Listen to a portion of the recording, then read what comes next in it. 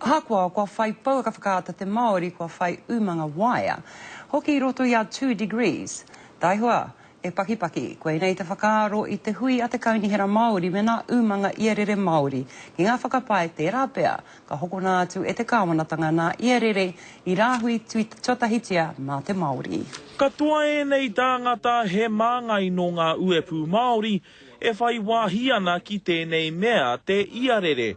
He iarere e ai ki te rōpū whakamana i te tiriti, he taonga tuku iho nā te Māori. He aha, te aha. He awangawanga hei roti a mātou. No te mea i muhi ana mātou kei te haere tunu ngā whakaaro o te kāwanatanga i te kaupapa nei. Engari kore rātou e kōrana ki a mātou. E whakapae tia ana kei te whakaaro te manatu ohanga ki te hoko i ngā wāhanga o ngā iarere Māori, kaore i te whakamahia e te Māori. Ki te tutuki tērā, katoa ngā umanga ipurangi paua ka whakaata, waia Māori hoki, ka noho te papa.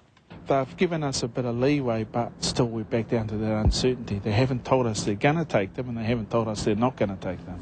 Atu i te pupuri ki o rātou iarere, ko te hia o te kaunihera Māori, me ngā umanga Māori nei, kia kaua rātou e mate ki te hoko iarere mō rātou, ā kia kuia hoki ngā utu raihana. I guess nothing is free, but at the end of the day, when we are treaty partners and owners,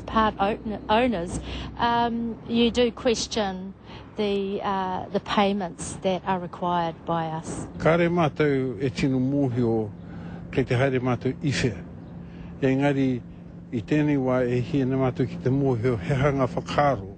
Te kautau ki muri nā rangiaho Everton i whakatakoto te kreme tuatahi mō ngā iarere. Ko te rongo a poto a te kāwanatanga mō taua kreme, ko te whā miriona tāra me tētahi iarere hei hoko mā te Māori. Auare ake, waika hua, me nā koinei te rōpū e kitea i te rongo a pūmau, te rongo a tika. Ki ngi kiriona, te karere.